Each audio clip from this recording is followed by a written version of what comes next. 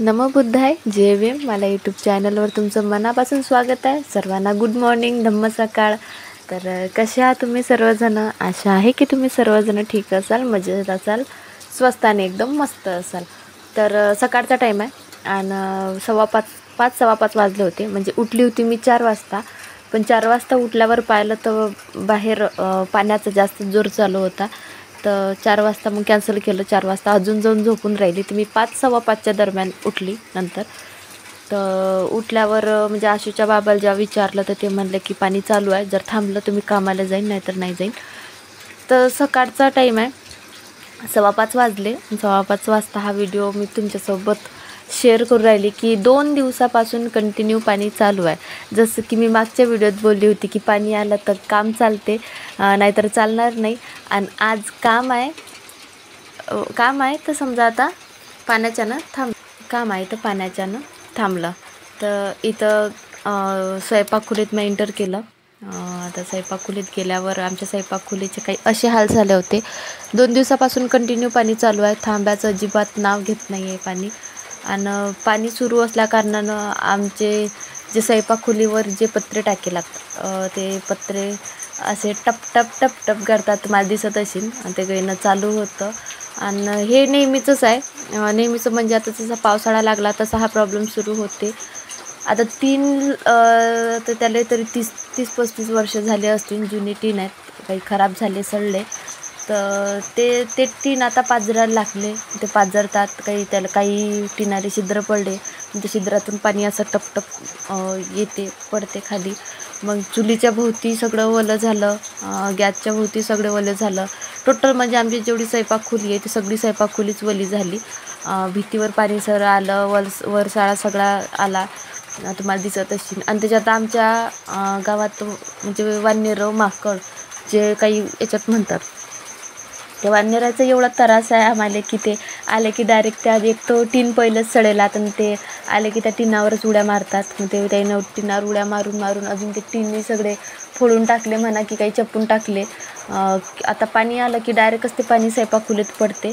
तेवढं नशीब गाईचं जे कोट आहे त्या कोटात पाणी पडत नाही. म्हणजे गाय तरी रात्रभर चांगली कोरड्यात, म्हणजे कोरडं आहे तिच्यासाठी, तर त्या कोरड्यात ते राहते.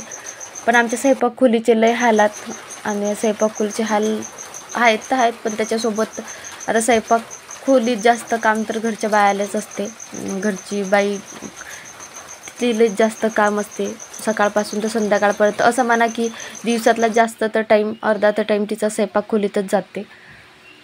तर आता असा टाईम आहे.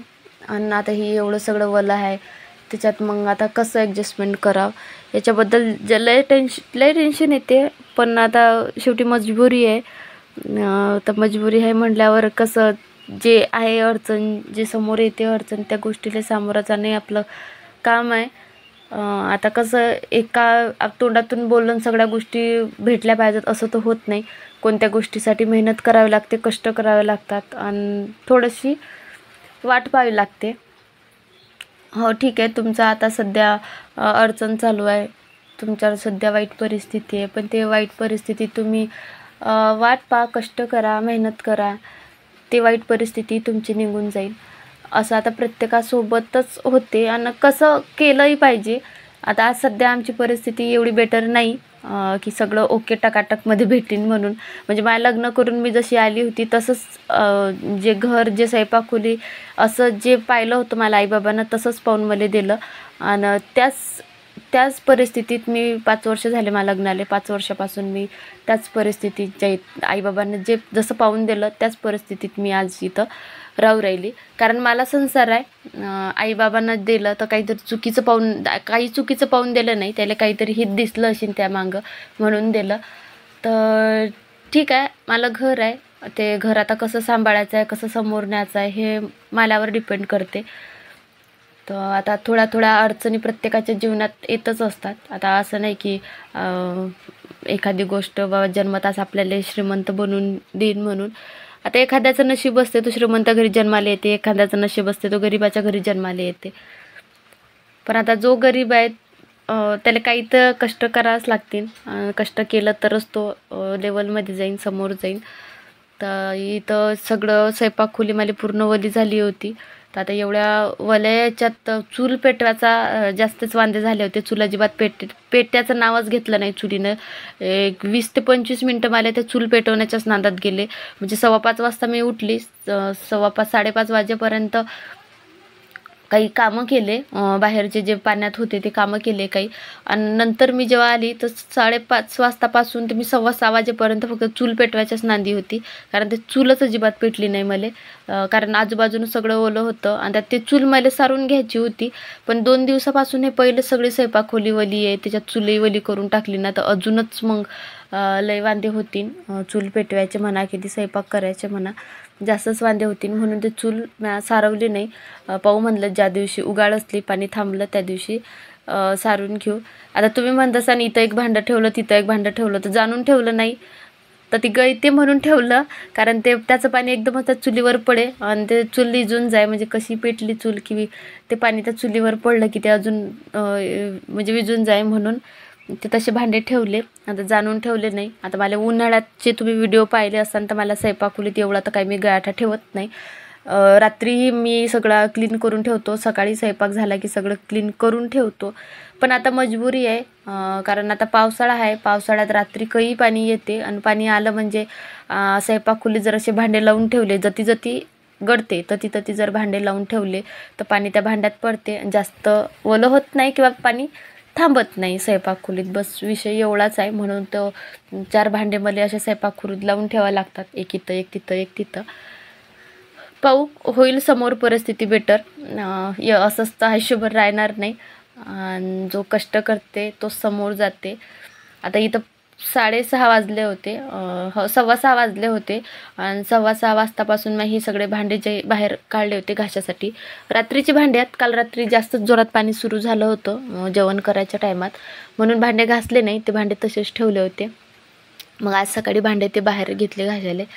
पण आता पाणी तर सारखंच सुरूच होतं. पण पहिले म्हणलं काहीच घेत नाही, फक्त एक टावेल होता अंगावर जुना, तेच घेतो म्हणलं. अंगावर घेऊन भांडे घासायचा मी प्रयत्न केला, पण एका हाताने छत्री पकडू की भांडे घासू ते मला सुचे नाही. आणि छत्री अशी पकडली की ते पूर्ण अंगावरच ये पाणी सगळं. तर त्या कारणानं मग अजून छत्री घरात नेऊन ठेवली. आणि हे जे कट्टा आहे, सोयाबीनचा कट्टा आहे, म्हणजे सोयाबीन पेरलं होतं तेव्हा हे कट्ट सोयाबीन बी आणलं होतं ना, तर त्या कट्ट्यातच आलं होतं. तर मग हे कट्ट तसंच होतं. तर मग त्याचंच असं घोंगूत केलं आणि ते अंगावर घेऊन मग भांडे घासत बसले मी, कारण त्याच्याशिवाय मग पर्याय नव्हता दुसरा कोणता. आता पाणी चालूच होतं आणि भांडे अजून तसे ठेवले असते तर पहिलेच आमच्या घरात जागा नाही, एवढी जागा नाही. आणि त्यात आशू झोपेतून उठला की मग तो या खोलीतून त्या खोलीत त्याची गाडी फिरवत बसते. मग काही भांड्याला धडक मारीन, नाहीतर काहीतरी सांडवीन. आणि स्वयंपाकखोलीत भांडे ठेवावं तर तुम्ही स्वयंपाकखोलीचे हाल तर पहिलेच पाहिले काय झाले ते. तर त्या कारणानं मग लवकर घासून घेणं मला भाग पडलं. पहिले घासून घेतो म्हणलं भांडे, बाकी किती पाणी येऊ की नाही येऊ. कारण आंघोळ करायची बाकी होती आणि वली झाली तरी काही प्रॉब्लेम नाही. आंघोळ करायची बाकी होती आणि पाण्यातच होती मी. तर आता पाणी वली झाली तर काही प्रॉब्लेम नाही म्हणलं, कारण मग नाहीतरी आंघोळच करायची होती. तर इथं भांडे घासून झाल्यावरचं दाखवू राहिले तुम्हाला. 7 वाजले होते आणि 7 वाजताही पाणी सुरूच होतं, सारखंच होतं. जरासं चिरी वाटत असेल तुम्हाला, म्हणजे बारीक बारीक पाणी चालू आहे, पण चांगलंच होतं सुरू. म्हणजे जर पाण्यात गेलं तर वलं होऊन आपण येऊ शकतो, असं सुरूच होतं पाणी.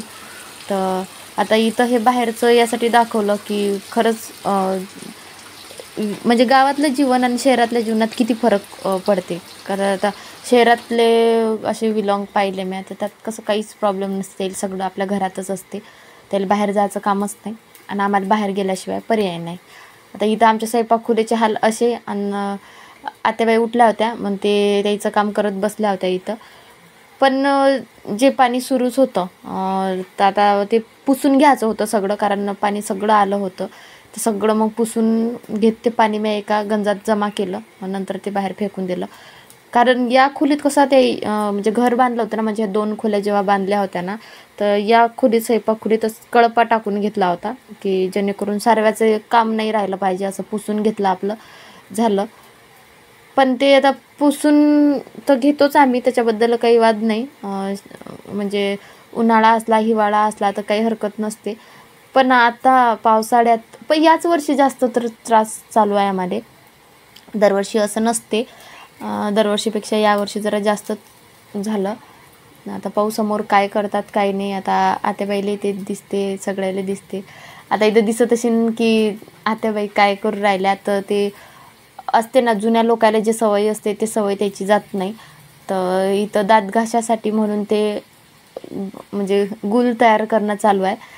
तंबाखू भेटते, त्या तंबाखाचा गुल तयार करतात आणि त्यांना दात घासतात. आता जुने लोक आहेत त्याला पहिला म्हणजे आधीपासून जे सवय असते, पहिलपणापासून जे सवय असते ते सवय त्याची जात नाही. त्याच्यासाठी ते नेहमी गुलच करतात आणि ते गुल चिलमचा गुल करतात आणि ते त्यांनाच दात घासत असतात. तर आता इथं त्याला माहीत नाही की व्हिडिओ सुरू आहे म्हणून त्याचं ते चिलम होणं चालू आहे. तर ठीक आहे, असो. चूल पेटली, सगळं काही पुसून घेतलं, सगळ्या काही गोष्टी झाल्या. आता इथं आंघोळ करून आली होती मी, कपडे भिजत टाकले होते आणि मेन म्हणजे आम्हाला पाणी घ्यायचं होतं. कालही दिवसभर पाणी सुरू होतं, आजही दिवसभर पाणी सुरूच राहीन. थांबिण्याची काही गॅरंटी नव्हती. म्हणून कसं आत्याबाईनं म्हटलं की पाणी घेऊनच टाकू म्हणून. तर पाणीच घ्यायसाठी तर मग चालू होतं. आता सगळे भांडे बाहेर आणले होते, सगळे भांडे गुण भरणे जे असतात ते सगळे घासून घेतले होते. आणि इथं मला कपडे धुणं सुरू होते. म्हणजे कपडे धुवून घेतले एक वेळा की कपडे धुवून घेतले की एक वेळा तेवढे पाणी वाचून राहते. म्हणजे घरी जेवढं पाणी होतं ते पाणी खतम करून टाकलं. म्हणजे आंघोळीसाठी म्हणा, कपडे धुवायसाठी म्हणा, भांडे घासायसाठी म्हणा, ते पाणी सगळं खतम केल्यावरच मग अजून दुसरं पाणी घ्यायचं होतं. म्हणजे जुनं पाणी खर्च होते, नवं पाणी अजून 2-3 दिवस वापरायला आपल्याला बरं पडते. यासाठी म्हणून इथं कपडे धुवायसाठी मी लागली होती. तर व्हिडिओ कसा वाटला कमेंट करून नक्की सांगत जावा. कारण मी नवीन व्हिडिओ काढायला सुरुवात केली, म्हणजे झाले तरी वर्ष, 1.5 वर्ष झालं, पण एवढं व्हिडिओतलं नॉलेज नाही.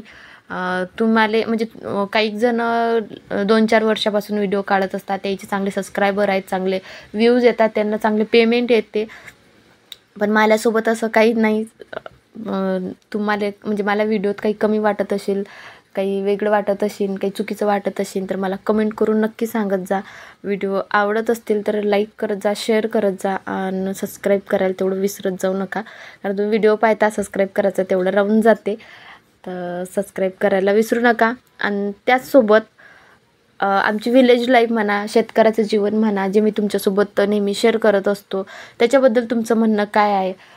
तुम्ही कोणत्या म्हणजे शहरातून व्हिडिओ पाहता? आमचा विदर्भ तुम्हाला कसा वाटते हेही कमेंट करून नक्की सांगा. तोपर्यंत बाय.